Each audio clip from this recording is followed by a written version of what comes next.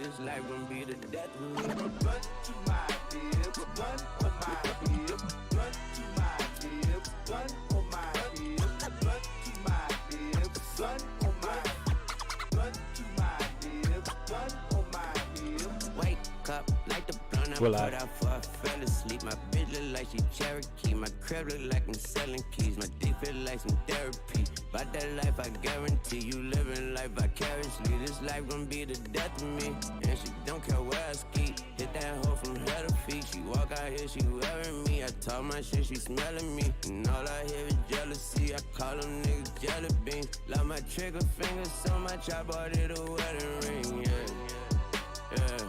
Let's get married. Cut off his head and the rest get buried. Cross on my head like a Presbyterian. Telling me dead, no say his parents. Kids get shade only if you caring. Right on his head, see the red beam glaring. 212 gauges like 24 carats. Hold up, ain't that a bitch? I might bang at your bitch. If I go at that neck, I might hang that little bitch. Scope on the tech and it came with that shit. I could hit you up from in the range with that bitch. Got papers on Draco, a case on the radar. You fuck on me wrong, I'ma bake your potato. I twist his halo just like a tornado. Put out the tools like they on my ego. I bust on the cradle, fuck on the gate. Can't run a straight hoe, but I ain't complaining. That's how my day go. I said okay ho, I been on my J.O. I'm been in she J-Lo, she been in Barbados. I take her to Kegels. All of this bread and she can't get a bagel. All of that said, I can't really stay though. I hop in the lamb and crank it like Fable. I'm waiting. Cop like the blunt I put out for I fell asleep. My bitch look like she Cherokee. My crib look like I'm selling keys. My dick feel like some therapy. Yes, sir. I guarantee you living life vicariously. This life gon' be the death of me. I'll make you come, you cannot leave. I drown my heart in kerosene. A+ off in parenting. Get my kids damn near everything. Woo! Woo! Ladies and gentlemen,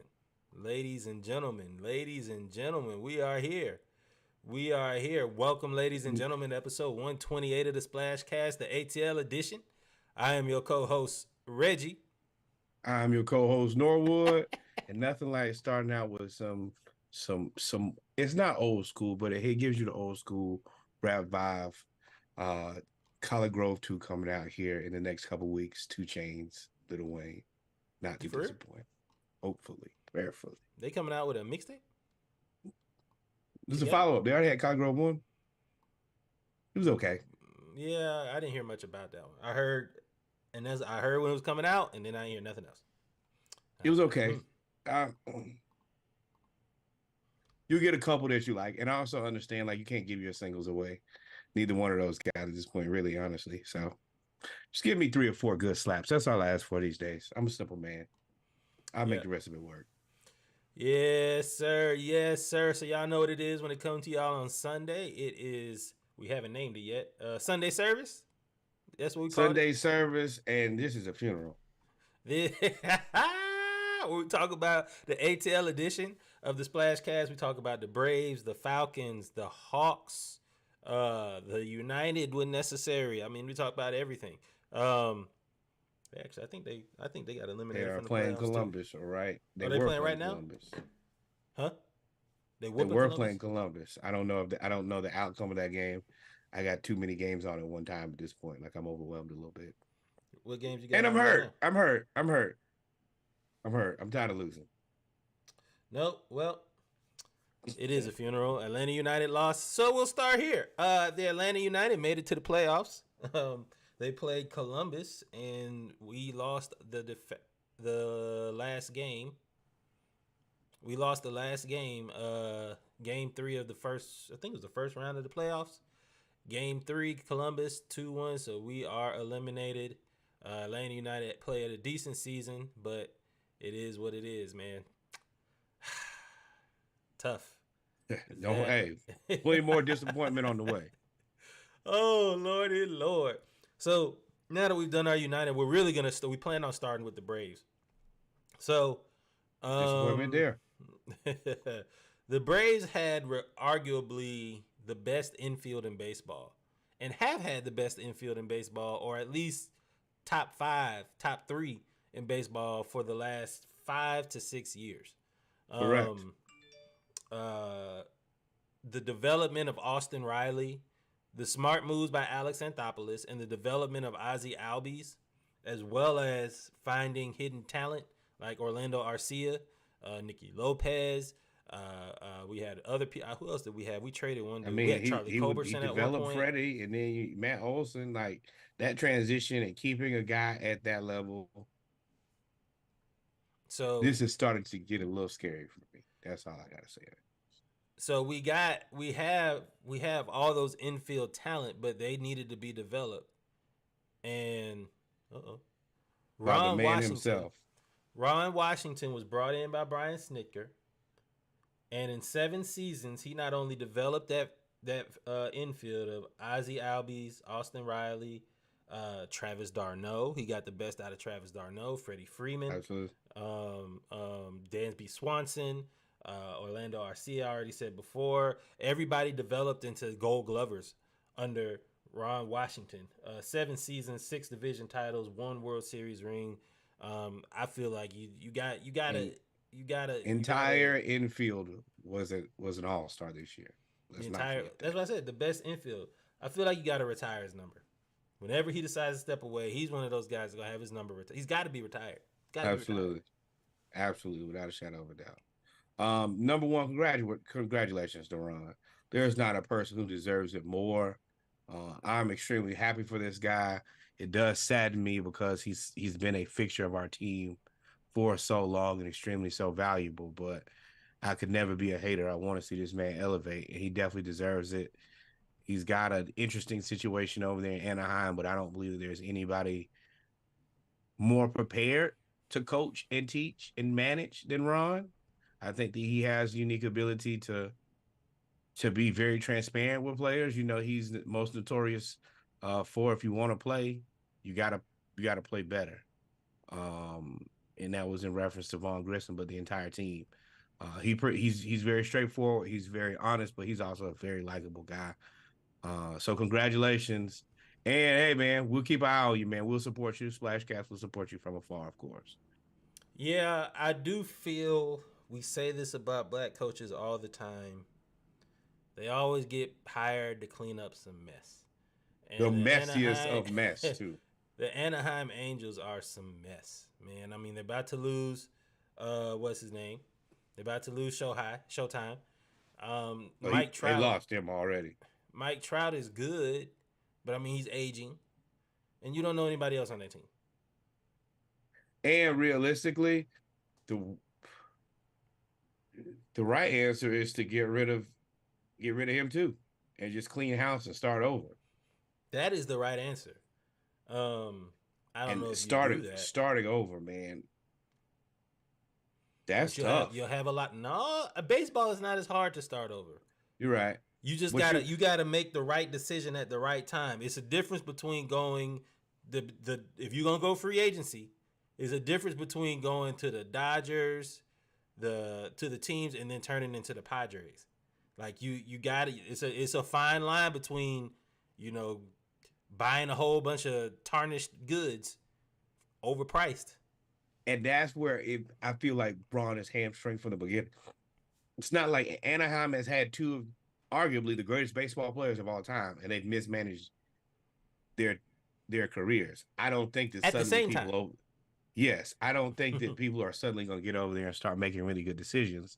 So, I mean, I get it because there are not that many opportunities from specifically black managers, but this is what this really feels like to me? What? Feels like when the Texans hired Tully. David Tully. He's going to do a good job. I get where you're going, but I don't think Tully came out of nowhere. I think Ron Washington, he was already a former manager. I think he was really good as a manager, but he had some personal things patterns that he had to take care of, and I think he has more experience than David Tully. Fair. That part is fair, but the cleanup job and your age not really matching up with the team's long-term plan, that's where I'm saying that I see. You know what I see this as? They're hoping that this is their Dusty Baker.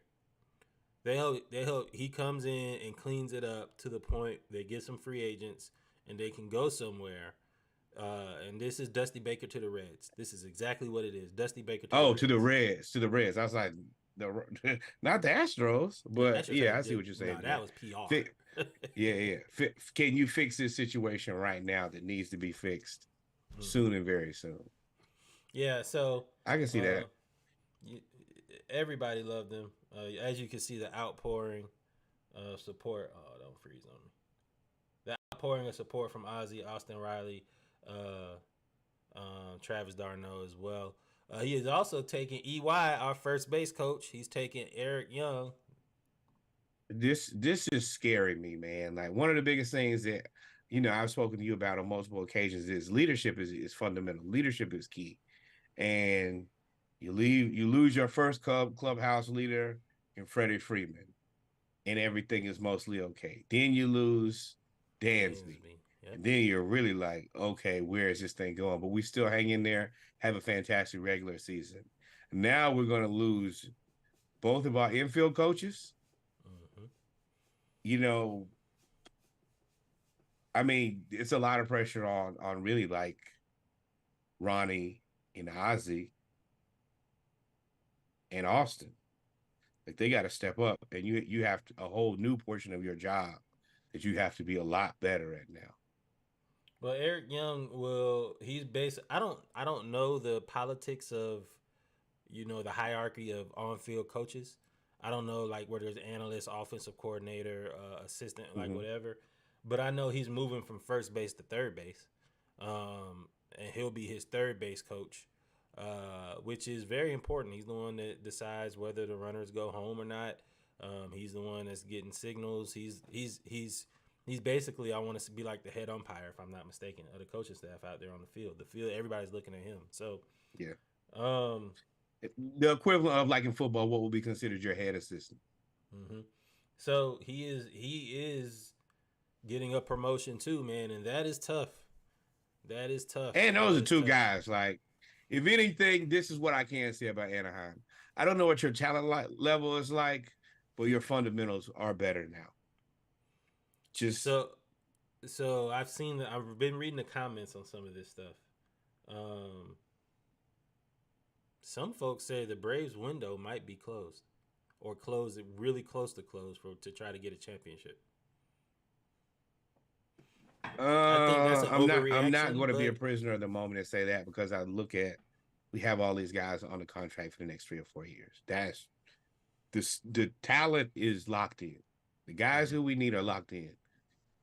So I'm not going to say that it's closed. No, as long as you can guarantee me that I have Ronald Acuna, Ozzie Albies, Austin Riley, Mike Harris, Sean Murphy, I'm not going to say my window is closed. I'm not. Now, did we lose some people who are fundamental to our success? Absolutely, but the window is open.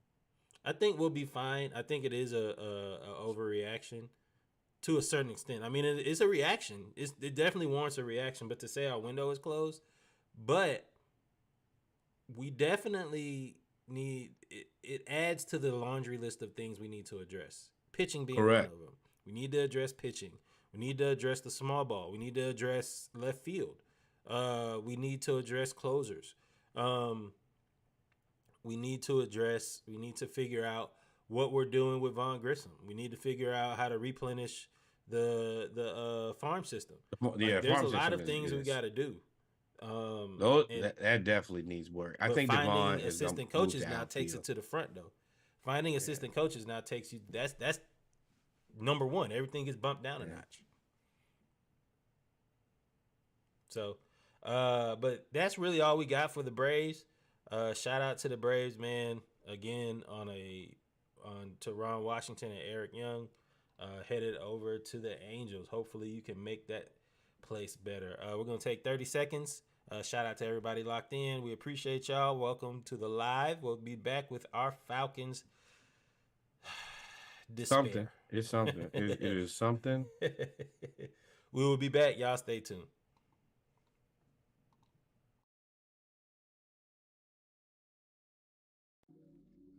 Too good to be true. Some things you simply have to ask forgiveness for. So please forgive me.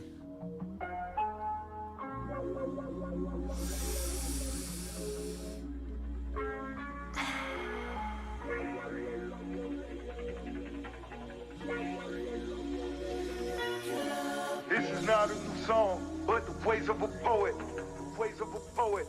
The ways of a poet. It's only one Renzel, ain't no verses. One. Can't no nigga do it how I do it. None. Fuck them all. Fuck them all. It's the biggest. Maybach music.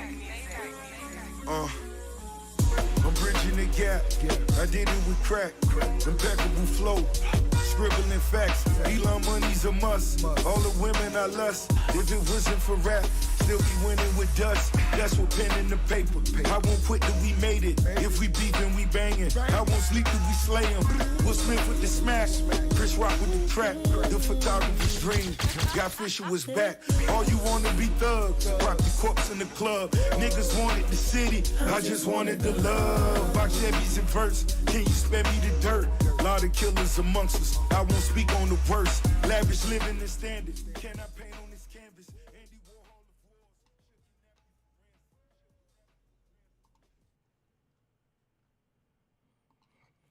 of And we're back, ladies and gentlemen, with our Falcon segment of episode 128 of the Splash Cast, the ATL edition. We just talked about the Braves with Ron Washington, headed to the Angels as the new manager. Congratulations to him, as well as taking EY and getting him as his basically head assistant and third base coach. Shout out to those guys. Most definitely well deserved. We got a couple holes to fill here on the roster with the Braves, starting with the assistant coaches, man. So we are now back with the Falcon segment. Lord. We lost. It's Go ahead, something every week. It's something every week. We lost, y'all. So the Falcons played the Cardinals. Yeah, we lost. But the Falcons played the Cardinals, and Kyler Murray came back. And he said this before. He said this 2 or 3 days ago and said, we're not really that far off. We're not a bad football team. Basically saying I'm the missing piece. And I said, you know what? I said it Saturday. I said it last week after we lost to Minnesota. I said, I'm tired of being other teams' highlight reels. I'm tired of being everybody else's stepping stone. The Falcons are great for being the team that a quarterback needs to rebound and rehab their career. We are the slump buster. We are the slump buster, dog. Like, if you need to get your mojo back, play the Falcons. No matter what the record is, 13-3 or 3-13. We came into the game 4-5. No, 4-4. Yes. No, 4-5. Yeah. And we were a 2-point favorite, I believe, 2 or 3 point favorite. And we ended up losing the game 25-23. Go ahead. This is a 1-win team that started, I think, 3 quarterbacks in 3 weeks. We find ways to lose games every single time. And is y'all, please bear with me today because I'm frustrated. We found like unique ways to trick off the last couple games. We had the drop by Van Jefferson. Then I think, what do we have? The interception Do we have the interception last week? Jeez. Interception. To end the game. We had a big play to end the game last week. I can't remember what it was. Also, we had Dobbs spin around, spin a Ruski out of that to get the first down. Well, let me tell you, your boy Kyler did the same move this week. Same thing, dog. Kyler did the same thing. I could not even get mad. I was like, Kyler, we've seen this before. We see this all the time, honestly. What was it, like 3rd and 15? Oh, interception. Jets. Yes. It's every time it's 3rd down and it's 3rd and something they have no business getting, and he turns it from like 3rd. You're right, it was 3rd and 10 to a 13-yard gain. And you can't get mad with Ryan Nielsen because he called the right play. And both times when we needed a sack, he's called the exact right play. We've been close enough that if we were playing 2-hand tag, we will be going home with a W. And then what happens? We miss the tackle. This time it was Ebiketie. I think it was a cornerback last time. He just spin out of it.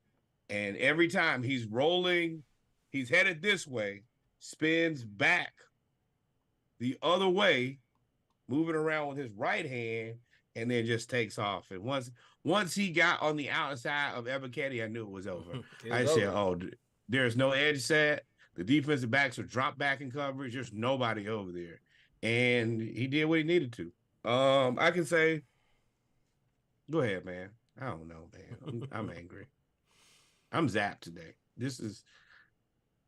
I don't deserve this. So the offense came out strong.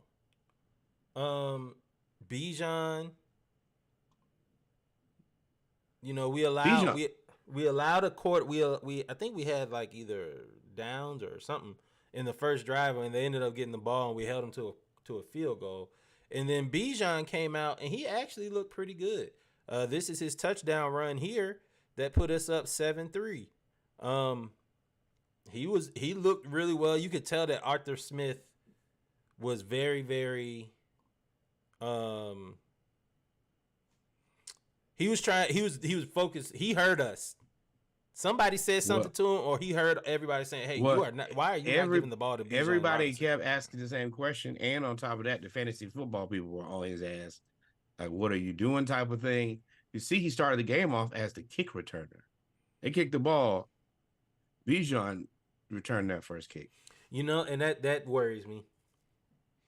I can see that you responding. You like, you know what? I do need to get him the ball, but Arthur Smith seems like a little bit of an asshole.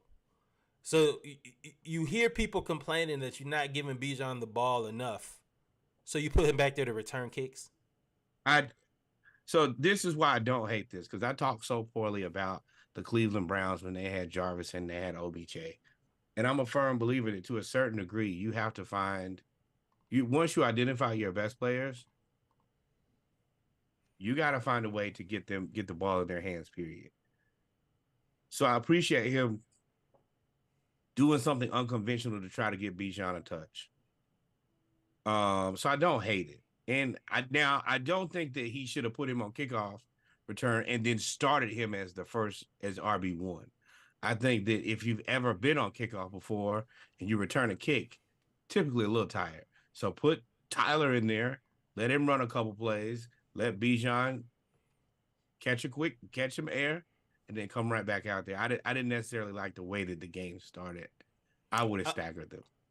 I will say, aside from and that does worry me, because you're more focused on. Well, I need to force. It seems like Arthur Smith only forces the ball. He doesn't know how to spread the ball around. He only knows how to force it to Drake London, or force it to Bijan, or give Tyler Algier 4 rushes in a row, or throw it to Kyle Pitts in triple coverage 3 times. It's almost like he predetermines, okay, well, I'm going to give the ball to Bijan here, or I'm going to give the ball. And it's not like there's no flow to his offense. It's like he runs this super deep script where he has the whole game scripted out in his head and won't deviate from. I don't like the way that his packages are set up. I don't think that he consistently puts all of the best people out on the field at the same time. I don't like the way that he targets the amount of Kyle Pitts needs more targets, period. And you have to figure that out.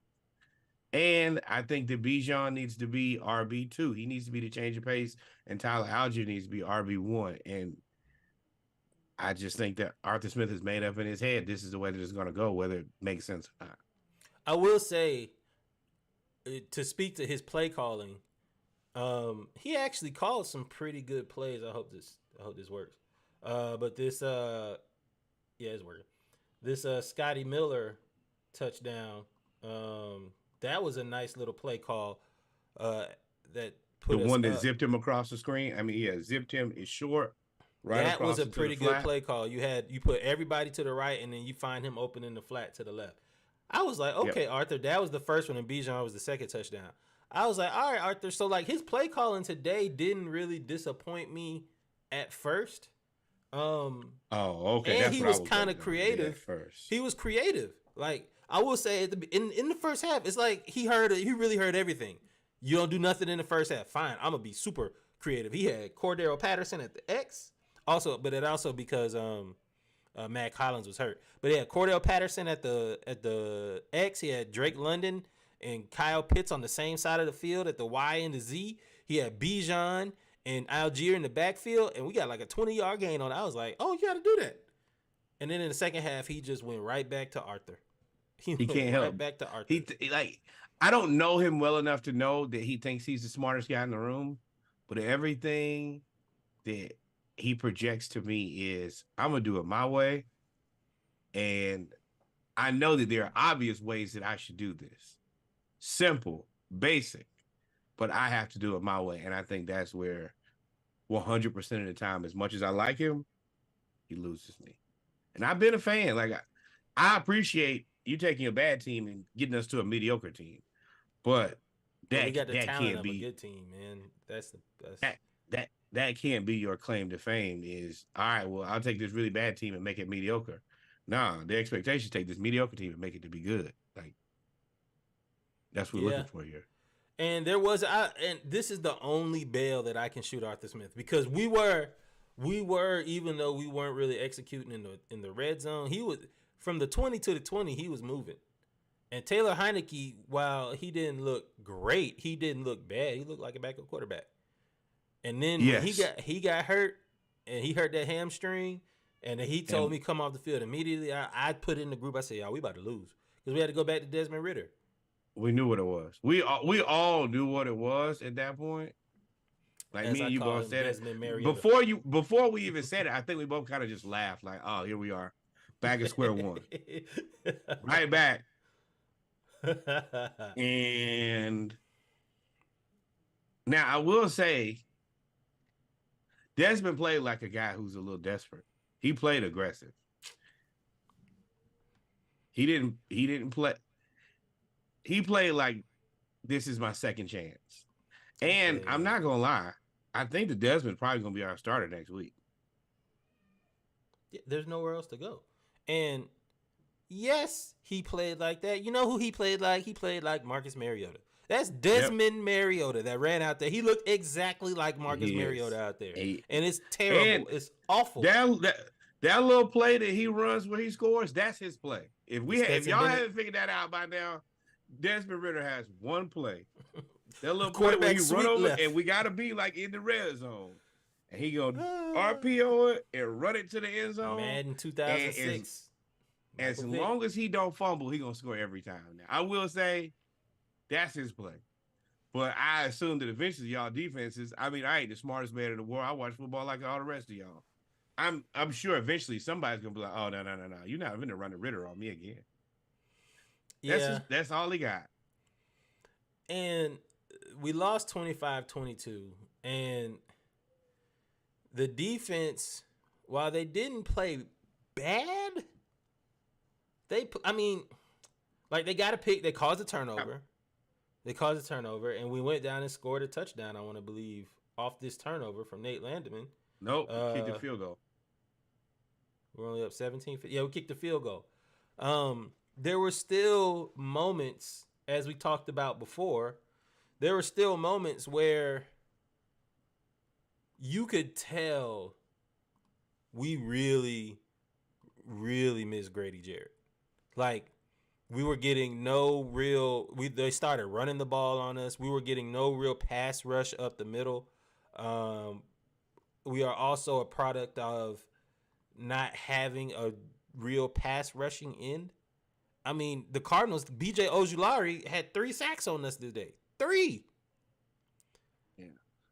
I think that after Ebiketie missed that, I think that, like it or not, and he ain't been great, but he also hasn't been terrible. I think that Bud Dupree is our best rush end at this point. That is what it is. I know that that's, leftovers, but that's all we got. Sometimes you open the fridge and that's all you got. You ain't got no more money. You're waiting on your paycheck, and them leftovers is what's in the fridge. So what you do, you reheat those leftovers and hope they keep you full until you get a couple more dollars. In this case, I mean, I don't think the defense has played bad. I think the defense has mostly been put in bad positions. The offense settling for field goals too much. The offense not advancing the ball, you got to do a better job of at least flipping the field. Like, give yourself a chance to get the defense to get a stop.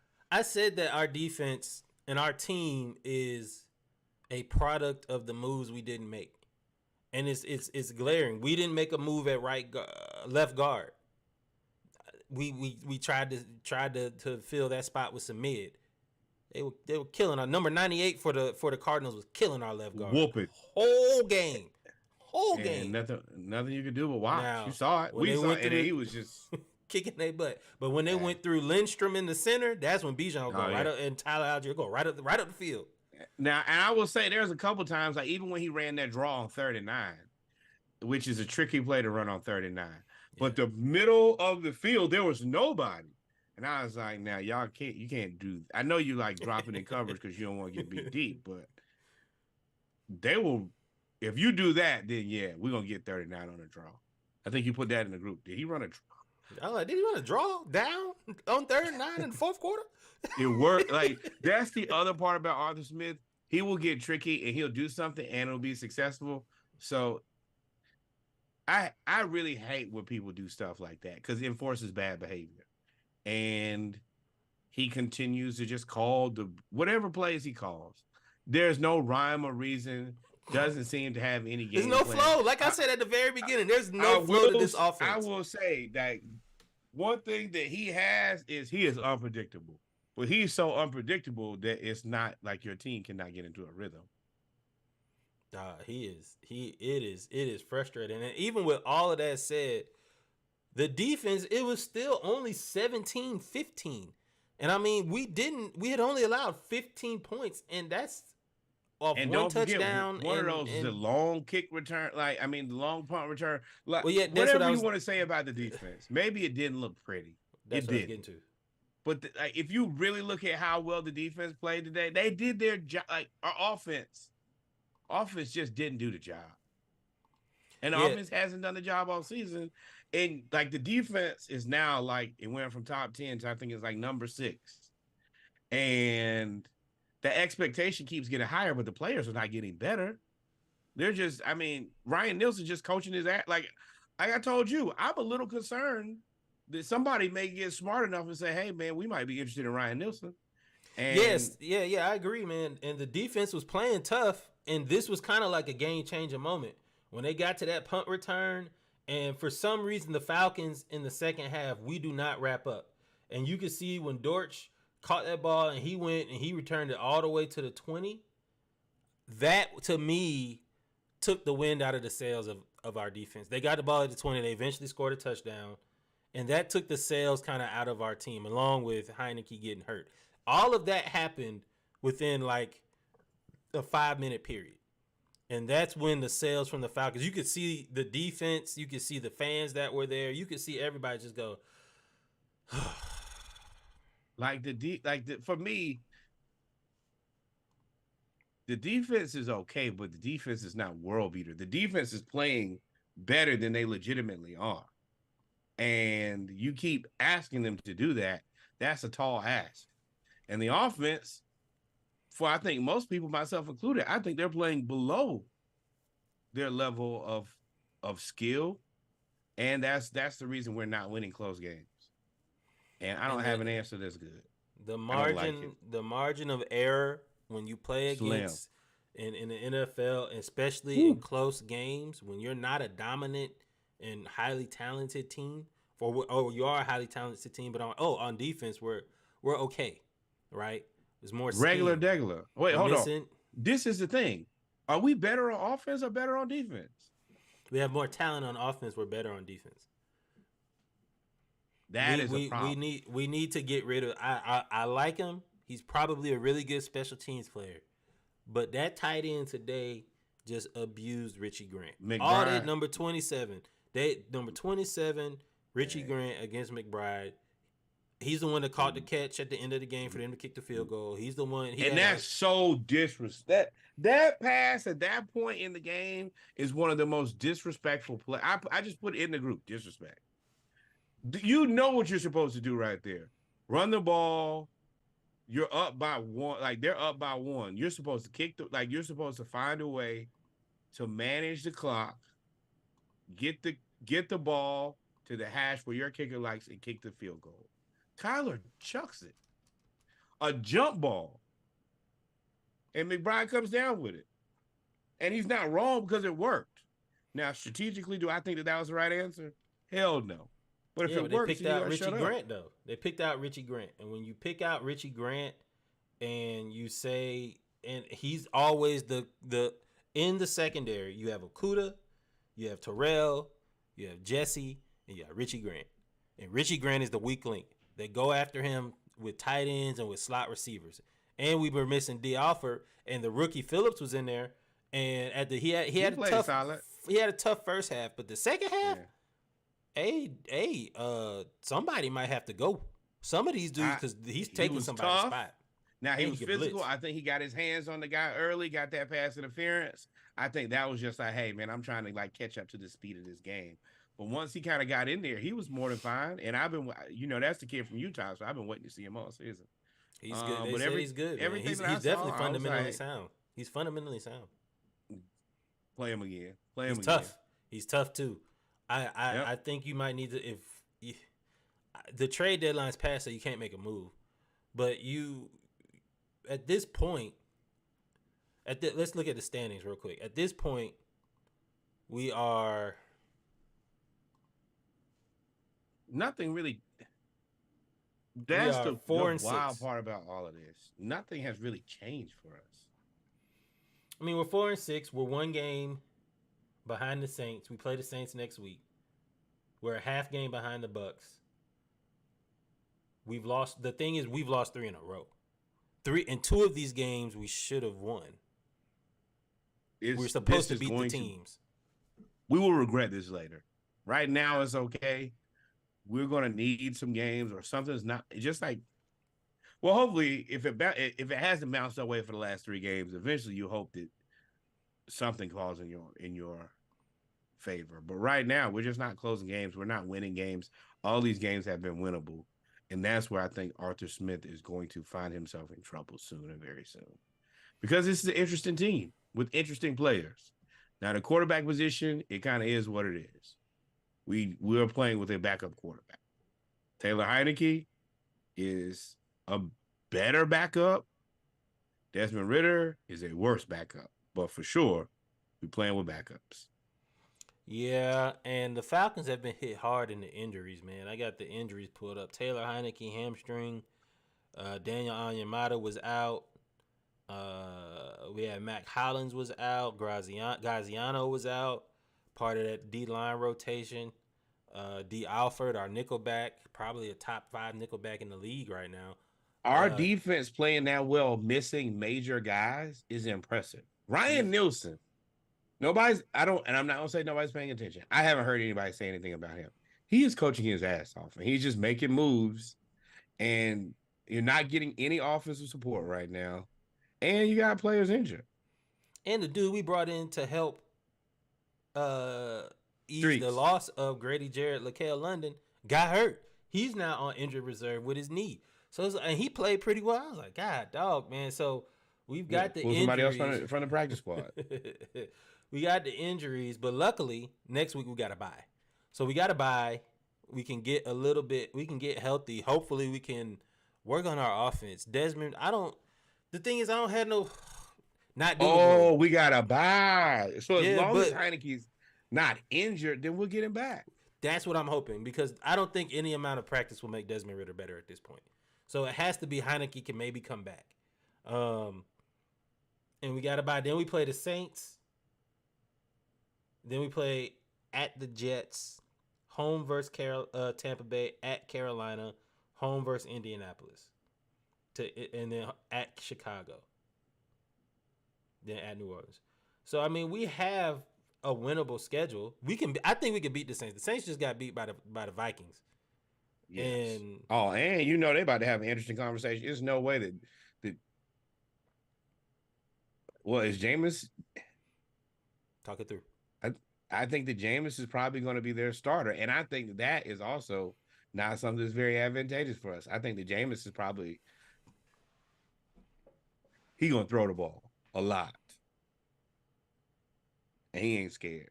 He gonna throw it downfield, and they're gonna throw it at Richie Grant. Jonas Jennings is gonna go at Richie Grant the whole game, and that I think is the key to the game. for us against the Saints. We have to be able to match up with their speed at receiver. Somebody's gonna have to guard Taysom Hill. Although I think our linebackers they start a little slow. They start a little slow, but they end up getting really into the game once they start hitting some people. But we gonna have to get some pressure on them. I think we can stop Alvin Kamara, but Jonas Jennings is who I'm afraid of. I'm not really afraid of Michael Thomas. I've been told y'all about him. I think he got hurt again. So I'm not really worried about them in terms of their receiving core other than Chris Olave. Chris Olave today, and he got a connection with Jameis. Chris Olave today looked really, really good. And the Falcons, A.J. Terrell is going to have to guard him, and Jeff Okudah is going to have to come bring his lunch. And we're going to have to get healthy.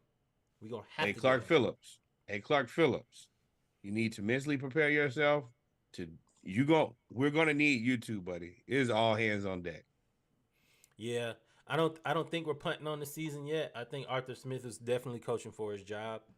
I think that's where we're kind of at as far as conflict. Just you think you think he's safe? No, definitely not safe. But I feel like it's kind of the same thing that's happening with the Commanders, where you got a guy who's trying to do his best to coach for his job. But I think that. Oh, I don't think so. I think the Commanders already made their decision. Well, well, Ron is still there at this point, and I think that he believes if he like wins out or does something that he could keep his job. But I mean, I don't know what our game plan is. Are we tanking and like looking for like? As long as we have a chance to win the division, we won't. We can't Atlanta this thing. The thing that Atlanta specializes in doing is not cratering, being mid, and not winning. Yes, commit to the rebuild or commit to win. You can't do both. Yeah. The thing is, the division is so bad. That's why the division is so bad. And the NFL draft is 7 rounds, and we got multiple picks. So you try to win and show progress, but I don't know what you can do when you hit your ride to Desmond Ridder. I don't know what progress we're going to see. I honestly think that they really may trade Kyle Pitts in the offseason. I think he might be out of here just because we can't get him the ball. And Arthur Smith, it's either going to be Kyle Pitts or Arthur Smith. And I think that Arthur Smith is, that's the other part. Arthur Smith, you have to make it where players want to come back here and play. I don't think that if I'm Kyle Pitts and I'm wasting any more seasons with you guys, not happily. You're not still in the contract. But. If he was, you got to find a way to get Kyle Pitts 10 targets a game. I don't think you're getting anywhere close to that, and I don't blame him for asking out. I don't know about 10. Yes. Then you'd have to throw the ball 40 times.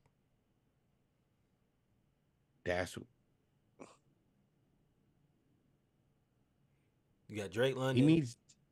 Kyle Pitts. Cordero Patterson. Hey, you get yours. Smith, You and John Cordero Hodge. First, all of those people we don't care about. The 3 people who I care about in this order: Kyle Pitts, Bijan, Drake London. The rest of y'all get it how you live. I don't care if you don't see the ball. I don't care. Those are my 3 best players. They're 3 of my youngest players. And they're the team. They're what my future will be built on. I'm going to make sure those guys get the ball. The rest of you, if you don't like it, you can take your ass home. It's just what it is. Yep.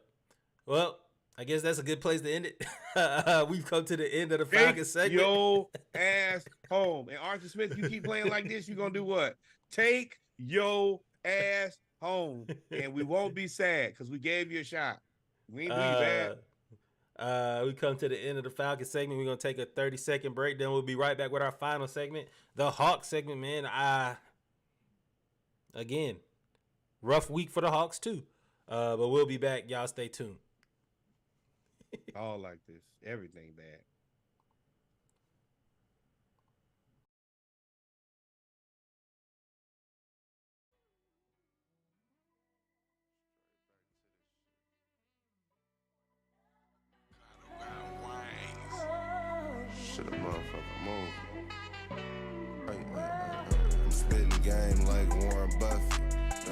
just dropped some shit, but got another one in the oven.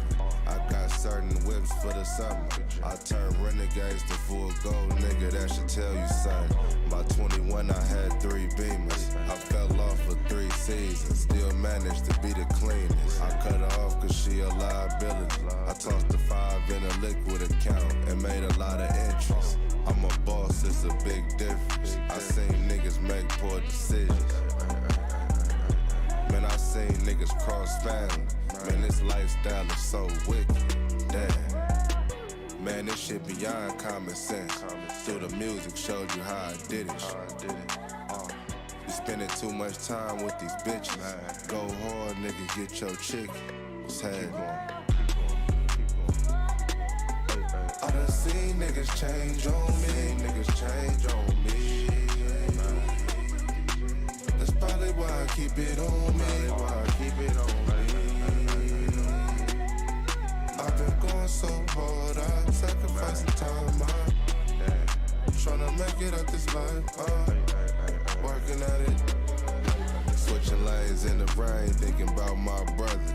You got a sugar daddy, but worry about who I'm fucking. I did it all alone while taking care of my son. You do the same shit and get the same results every time. I'm taking walks.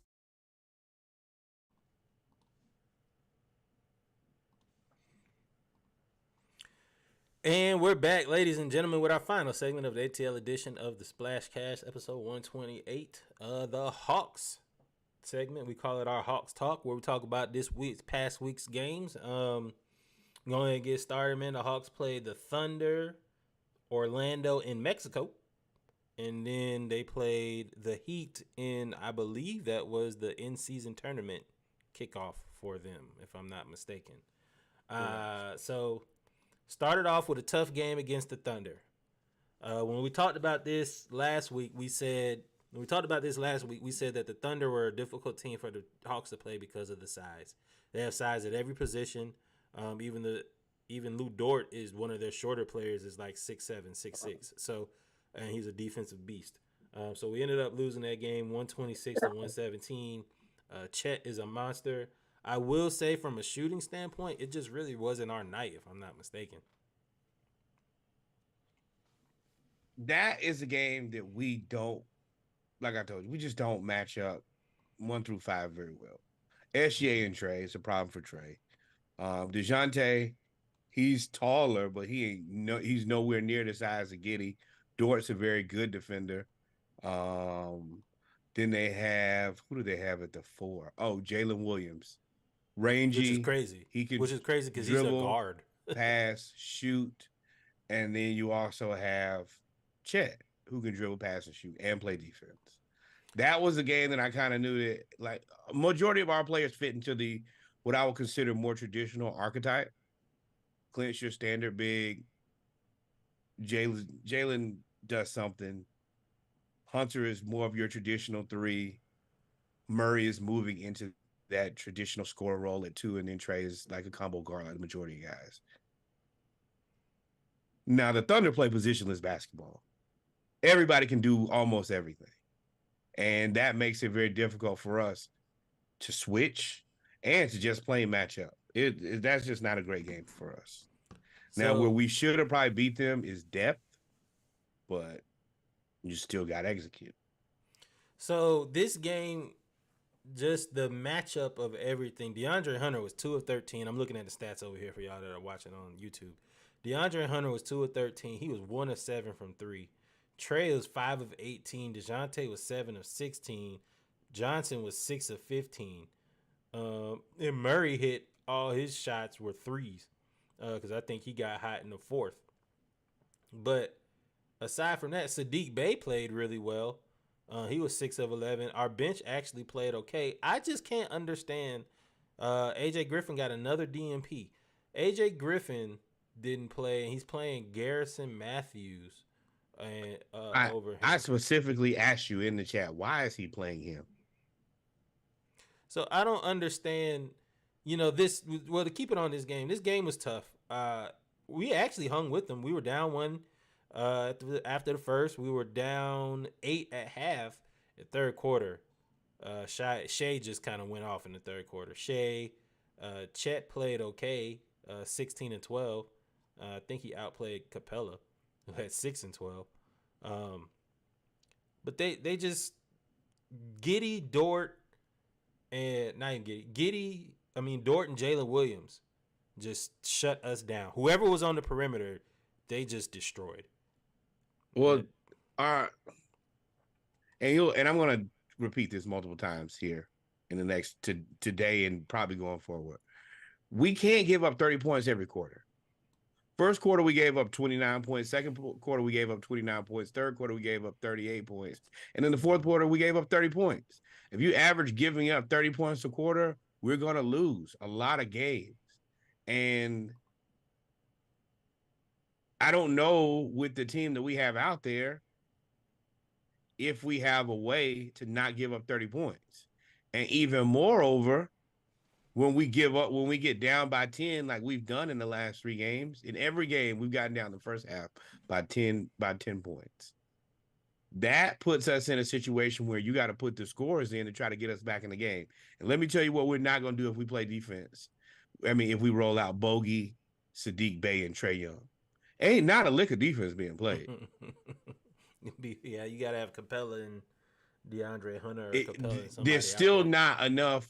There's still not enough defense because none of them are playing defense. So Clint can try to save us to the best of his ability, but I don't care how good Clint is. You can't guard 5 people with 1 man, 1.5. Yeah. That's my biggest question to Quinn is. The offense is going to offense. We got a lot of players who can score. Cool. But we've always had a bunch of players that score. We've always had a pretty powerful offense. Eventually, defense has to be played, or are we just going to try to score 140 points a night? Yeah, I mean, I knew we were going to give up points against OKC.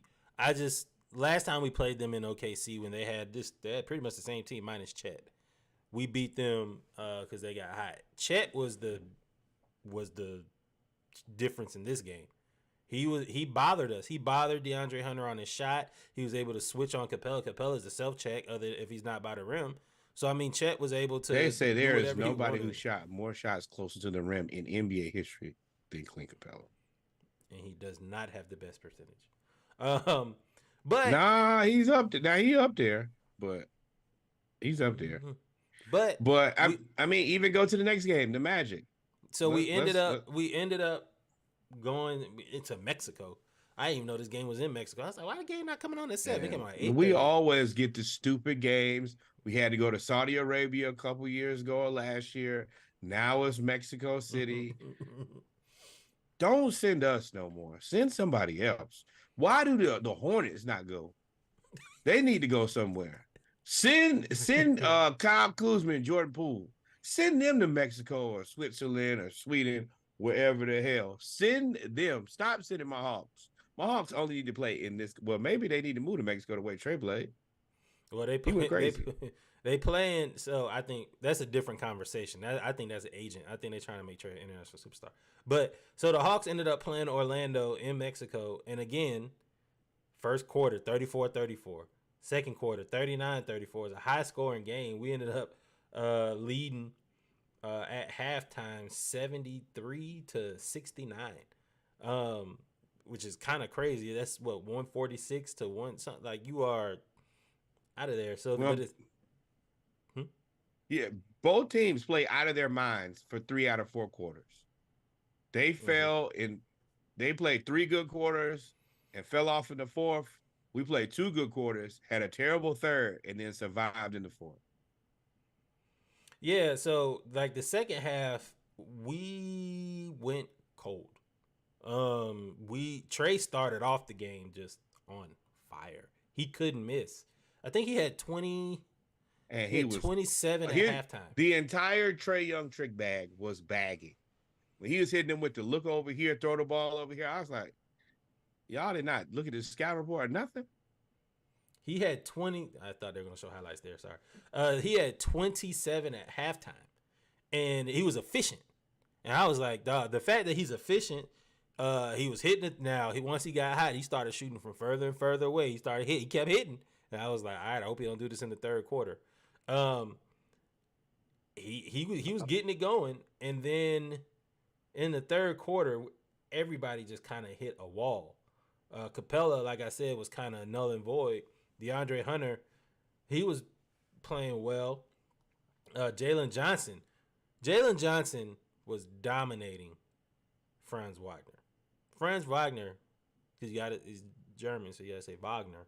Franz Wagner was minus 16 against Jalen Johnson. Jalen Johnson plus 15. He's too fast for him. He's way too fast. He's too everything for him.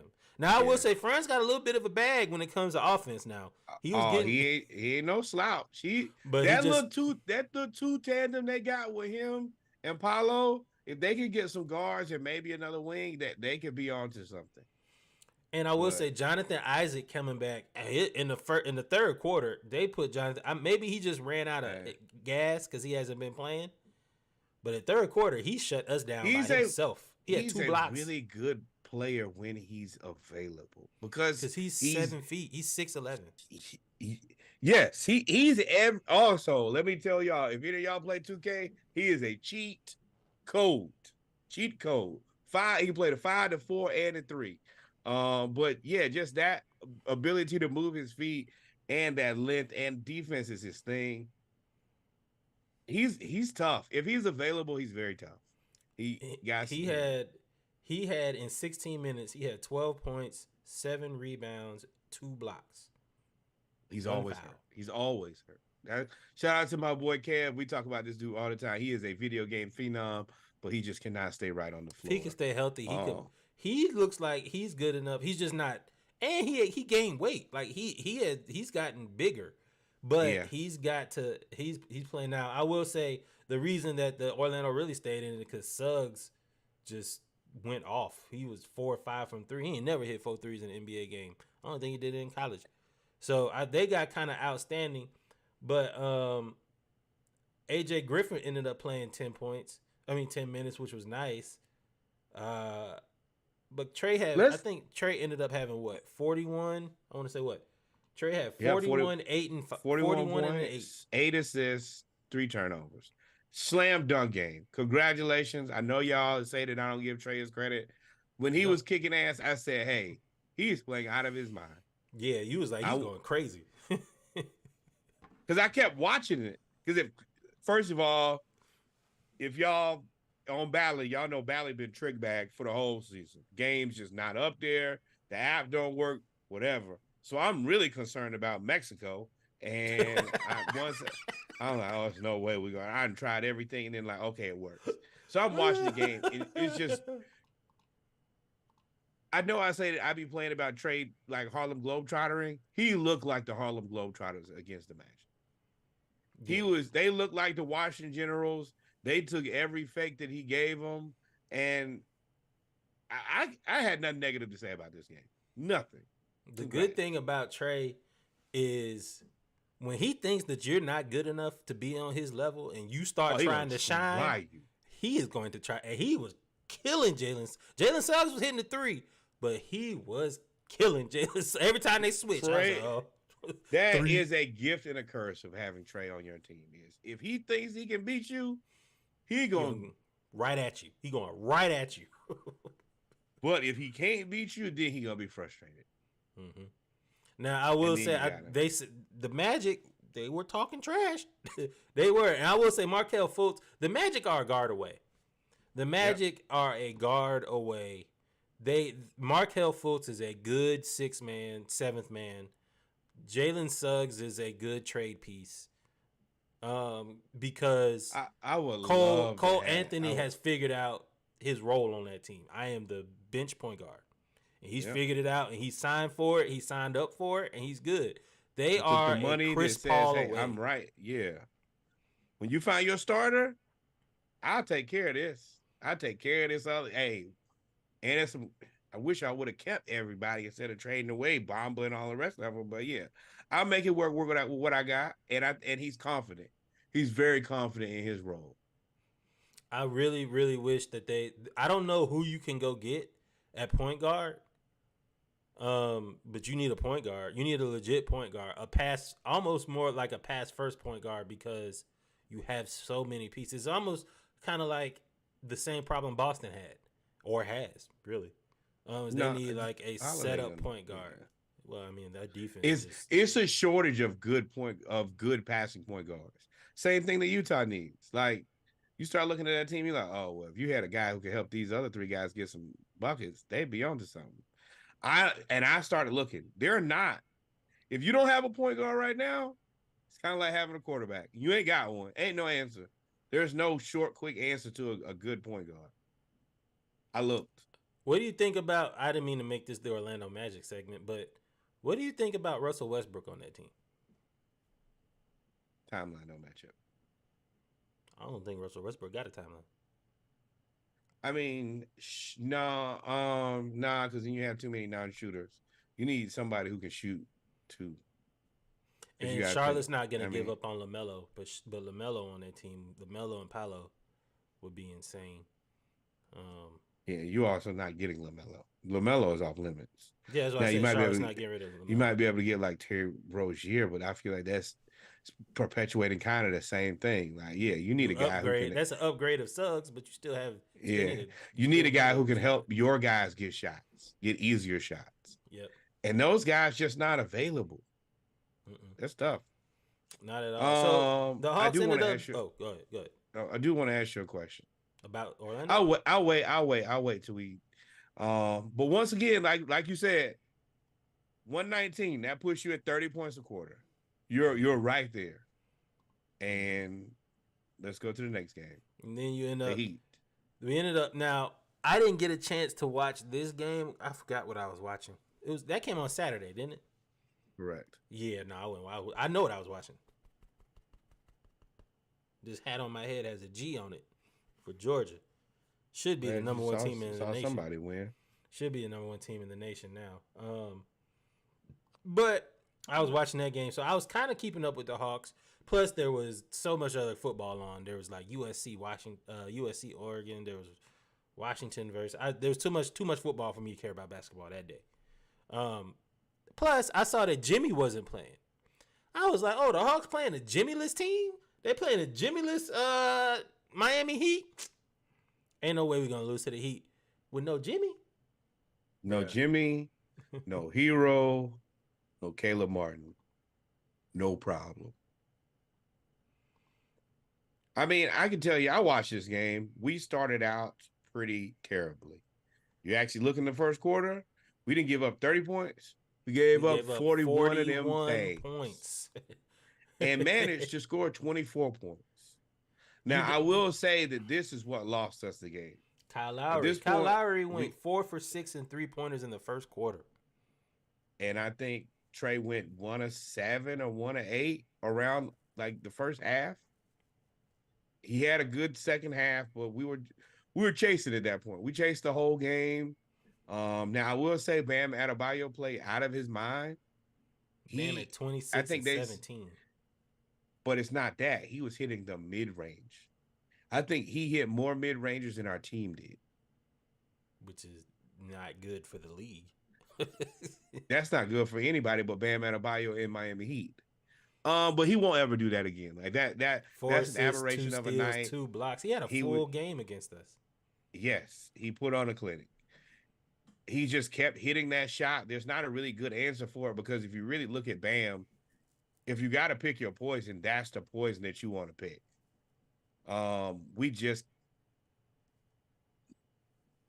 We couldn't hit shots early. And that put us in a situation where we were chasing the whole game. If you really look at it, I think we won the last 3 quarters. We just lost the first quarter so badly. We needed to win the third, and they ended up coming back to tie it. We were winning the third. That's when we were coming back. That's when DeJounte got hot. But I will say what I've noticed when we lose. You can't lose with no Jimmy, no Caleb, no Hero. Well, what I'm noticing when we lose is we fall back into that same DeJounte and Trey take all the shots. So DeJounte had 16, Trey had 19. Hunter's always going to get 10 shots. I don't care if you call the play or not, Hunter going to get 10 shots. Bogey had 13. Jalen Johnson, arguably has been our second most complete player on the team, offensively and defensively. And he only got 8 shots, and he was 4 of 8. He just ain't have it. But and I know y'all can call me a Trey hater. I don't care. Trey, you can't start out the game 1 of 9. We Well, can't he's been struggling with his shot. He's been struggling with his shot the whole. Orlando was. We thought he broke out of the slump in Mexico because he was going crazy, and then he didn't. Yeah, but my thing is, don't get to 10 shots. Like he just keeps. I don't know. And this is, you know what? This is not a Quinn Snyder problem. This is not a Trey Young problem anymore. It's now a Quinn Snyder problem. Quinn Snyder keep telling him to shoot, and he keeps telling him to shoot all of these threes. Quinn wants more and more threes. And the more threes we shoot, the more long rebounds we have, the more teams are going to get back in transition. I want to be very honest. This Heat team that we played, it's a terrible basketball team. If you take Jimmy Butler, Caleb Martin, and Tyler Hero off of a team that's already notoriously not very good at offense, then you have nothing. And we still let them get 117 points and score 41 points the first quarter. At a certain point, number one, the shot's not going to fall every time. We're going to have to get that out of our head. And number two, you have to play some defense. And at this point, if our shots don't fall, we're out of it, and we're letting you know we're not playing defense at all. If you want a 30-point quarter, this is the place to get it. Quinn didn't. I'm trying to look up if Quinn coached under what's his name, but I don't think he did. Who? Because it's Mike D'Antoni. Because yes, he did. In the Lakers. Ding, ding, ding, 2012. ding, ding, ding.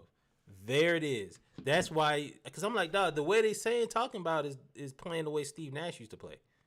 It's like just run up and down and score, which is kind of working when you play with Jalen with no defense. And I'm like, well, Quinn Snyder, but that's how Quinn came up under D'Antoni. He was the first. And you're going to have two issues. When you play against competent teams, they're going to smoke you. And when we get to the playoffs and basketball is not this wide open, run up and down the court, and you have to play half-court basketball, what are we going to do then? So we're only a half game out of the division, though. We're only a half game out of the division lead. We're basically going to be fighting. We're going to be fighting Miami for the division. So they're 3-1. We're 2-2 at home. They're 2-0 in the division. We're 2-2. Charlotte is 2-1, but they're 3-6 in overall. So I mean, we're number 5 in the conference for now. Which is trash. I'm not really ready to. I'm not panicking or anything, but I do think that we've got to figure out how to play better defense for sure. If we can't play better defense and we keep giving up 30-point quarters, and unless Trey starts shooting 50% from 3, that ain't gonna happen. Now I will say, he just got to not shoot 35% from the field. And I'm gonna tell you right now, because Cedric called me after the Mexico game, and he was like, "Oh, did you see that? Did you see that?" And I'm like, "Yeah, but did you see the other 7 games?" He ain't have nothing to say. Then I talked about the other game, and if you look at the Heat game, his stats are gonna look really good. What did he end up the Heat game with? Orlando or the Heat? The Heat game, 27 points and 11 assists. So I've come to the conclusion, I feel like most Hawks fans are never going to watch the game. They're going to look at the box score, and then from there, they're just going to be like, whoa, it looks like Trey's playing pretty good. So I have 2 questions. Who do you think is our best player through the first 8 games, 9 games? And who do you think is the next person to be fired? Fired?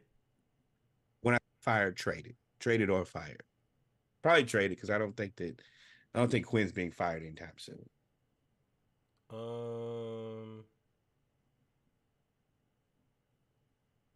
But I definitely think that if we're gonna get to a tougher part of the schedule, and we're gonna drop below 500, and Trey's gonna be scoring these 27 and 11 games, and then somebody else gonna have to go. That's loaded questions. Especially the second one. based on what you just said. This is a team that wants to compete and not be in the play-in. I think our best player alternates between Young and Murray. Like, Young is our best player if he plays like he did against Orlando, but Murray is our best player if he plays like he did against last week. Was it against Minnesota? When he plays like he did against Minnesota. So I would probably say overall it's DeJounte Murray because he plays defense. That's the only way that you could say that I think he's the better player on our team. And then I would say Trey. And then third, Jalen Johnson. Jalen Johnson, man. And listen, Jalen is guarding the 2, the 1, the 2, the 3, and the 4. He's guarding every position but center. And he keeps having that one play. He gets frazzled. But that's Nate's fault. Every time he gets frazzled, I blame that on Nate for not playing him. I don't blame that on Jalen Johnson. You got to get experience, bro. They shouldn't have dropped you off in the G League scoring 39 and 10 every night. That's egregious. Every time that you do something that I know that you're just, what do you say? You get ahead of your skis. When I see you playing and I see you playing from lack of experience, I blame that on Nate. That's on Nate. That's squarely on Nate. Jalen Johnson is averaging more points, more rebounds, more assists, the same amount of steals, and more blocks, less personal fouls than DeAndre Hunter, and less minutes. Jalen Johnson, and the thing is, DeAndre Hunter isn't playing bad. No, I mean, except for that one game, he was 1-7. But I mean, he ain't even playing Hunter bad is at all. having the best season of his career. He looks like a complete veteran basketball player. And I will say, Bogey kind of rough. But well, first of all, we said from day one, don't pay Bogey no $20 million. That's crazy as hell. That Bogey quietly is averaging 3 assists though. Yeah, but it's third on the team. We needed a guy who could facilitate better and play more defense. Mm-hmm. The answer is okay. So for me, y'all call me a hater. I don't care. We played 9 games. Trey has been the best player for exactly one of those games. I think for the rest of those games, he hasn't been number 2 or number 3. I think that DeJounte Murray is the best basketball player on our team, and I think that Jalen Johnson is most improved, and he's probably the second best. Clint, I have Clint's ability to be able to patrol the middle and rebound so well. You can't ever not put him in like that top 2-3 category. Just for clarification, you're saying Trey is not the second best player on our team? Through 9 games, no, he has not been the second best player on our team. No. Okay. Gotcha. I've watched every game. I've watched every only game. One I missed was the Heat. But this is the thing. That's the reason somebody else is gonna get fired, because he hasn't shot well, and then we give up points on defense. Then it's like, well, looked like Trey had a good night because it was 27 and 11. Well, that first quarter, when you went 1 of 8, Trey can just, he kind of put us. If he could get to 40%, everybody else on our team is shooting 40% or higher. I think Jalen Johnson is almost at like 50%. But like, that's the reason that I know that if you didn't watch this game, then there's no way for somebody to look at the box score and be like, oh, well, the reason we lost the game is Trey. I'm going to sound like a hater. But if you watch this game and you see how we got down and we never got out of that hole, well, you're going to be like, oh, well, I saw it. I don't think Trey is our third best player. Oh, he fumbled. I don't think Trey is our third best player. But I will say that he needs, in order for us to get better, he can't, you're right, he can't shoot 35%. You cannot shoot 35% while Jalen Johnson is shooting 60. Hunter is shooting 45. In most games, he's going to shoot the most shots other than the games where Murray just goes nuclear. When Murray had like the 41 points, eventually he had to just, well, I gotta let him get it tonight. I can't keep. And I'm gonna ask you a question. Why aren't we playing AJ Griffin? If you're asking me who is the next, well, there's the answer to your question before you reply. That's the answer to your question. That's the next person that gets traded, and I don't know if that's on Trey. I think that's gonna be on leadership. They are not playing him. They played Wesley Matthews. They have played Garrison Matthews. They have played, but they are not playing AJ Griffin. They're playing Kobe Buffkin before AJ Griffin, which doesn't make sense to me. None of this how you could develop him. Now I will say defensively he still gets lost a little bit, but again, so does everybody. Like, well, you blame that on Nate, even though Nate kind of liked him though. No, Nate I think did a decent job with AJ Griffin. He did a terrible job with Jalen Johnson. But for me, like, I don't understand why. First we played the short lineup, and I was like, are we going to play 8.5 people for the whole season? That doesn't make sense. Then Wesley Matthews, well, first of all, he put Garrison Matthews in the game, and I was tight about that. There's no, like, AJ Griffin is a three, like, Garrison Matthews and AJ Griffin do the same thing for all intents and purposes. Mm-hmm. Both four spacers who shoot the three in the corner. If there's an open three, shoot it. But AJ Griffin is a younger player, so we can develop. Oh, I'm way behind you. So we can develop him. And he's a smart basketball player. He ain't great on defense, but offensively, he makes the right pass. He's not afraid to shoot the ball, and he shoots at a high clip. I don't know what AJ Griffin did so they don't bang with him like that. But I'm gonna tell you right now, at any point where you think that you should play Wesley Matthews or Garrison Matthews, you lose me. You 100% lose me.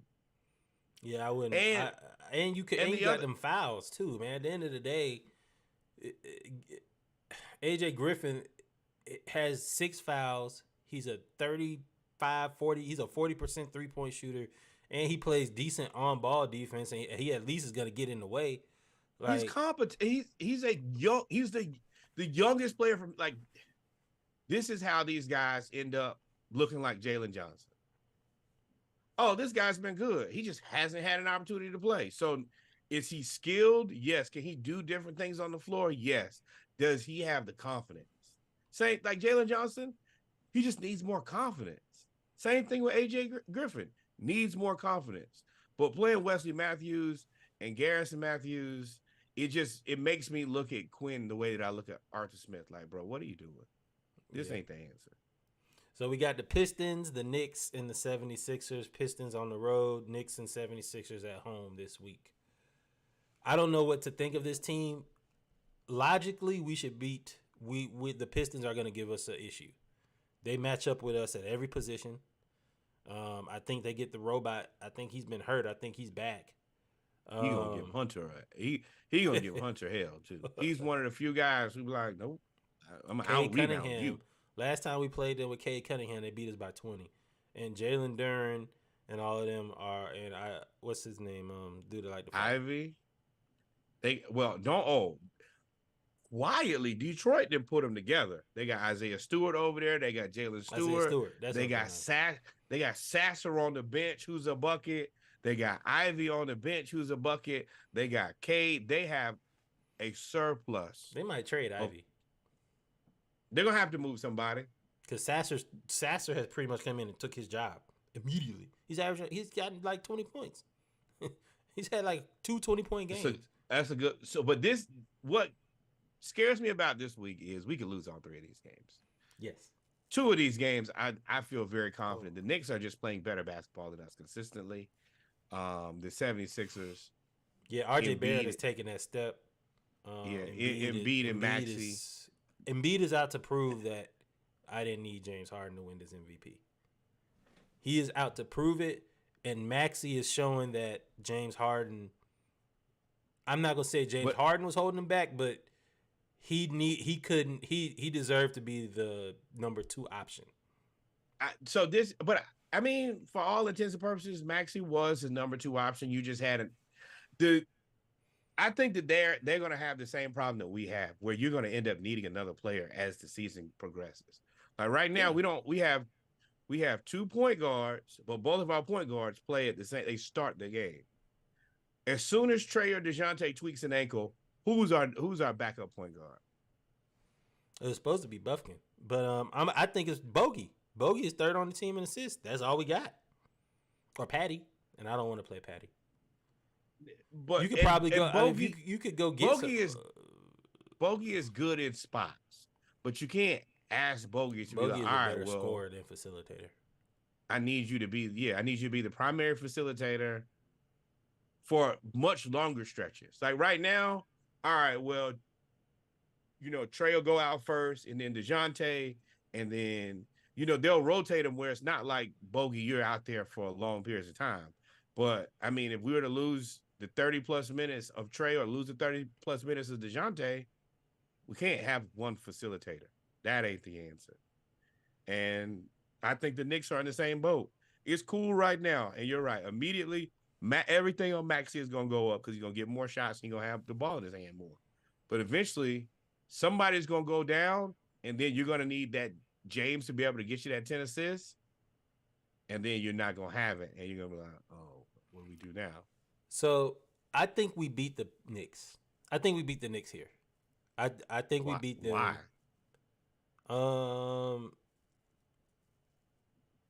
I think we at home. I think Trey outplays. Man, the Knicks. What's his name? The Knicks. But then hold on. Then we lose to the 76ers. I think Embiid goes crazy. Embiid doesn't like Capella. And Capella bothers Embiid, and Embiid is gonna, and he doesn't like Atlanta. That's it. The Pistons, dog. The Pistons. I'm nervous about that. If we beat the Pistons, then we may end up beating the Knicks, for sure, and we will go 2-1. 2-1 is how the best I see this, unless somebody decides to sit some people, not us. But I don't see us beating the 76ers. Not with Maxey and Embiid. I don't see that happening. Oh my God, the Jets. And the Knicks already beat us once. Yeah, I mean, yeah. Once again, giving up 30 points a quarter. That's all of the rest of this sounds good and it's all great until somebody says that we're going to stop giving up 30 points a quarter. What are we really doing? Yeah. Well, hopefully we do well, man. We'll find out tomorrow. Hopefully we can beat the Hawks. We off tomorrow. Play on Tuesday. The Hawks, they need to beat the teams they're supposed to beat. But like the Falcons. The only team that beats the team they're supposed to, Atlanta Braves. Georgia Bulldogs. With that being said, ladies and gentlemen, we come to the end of the ATL edition of the Splashcast, episode 128. Appreciate y'all for tuning in. We talked about the Braves losing basically their infield coaching staff to the Angels. We talked about the Falcons losing their minds to the Cardinals, and the Hawks finishing 1-2 last week. Hope with a tough schedule this week. Nor if we didn't miss anything, take us out. Ladies and gentlemen, keep me and Reggie in your prayers. We are fighting a good fight. At least Reggie has one team that keeps on winning. The rest of mine just keep on losing. Just keep me lifted up in prayer. Thank you guys for rocking with us on this beloved Sunday ATL edition, aka Sunday service, aka the funeral. Number one, more black baseball. Number 2, more black cowboys and cowgirls. And number 3, support support HBCUs. Until we meet again, adios, mi amigos. God is love. You see the confetti. Splashcast 36 back. Larry June out now.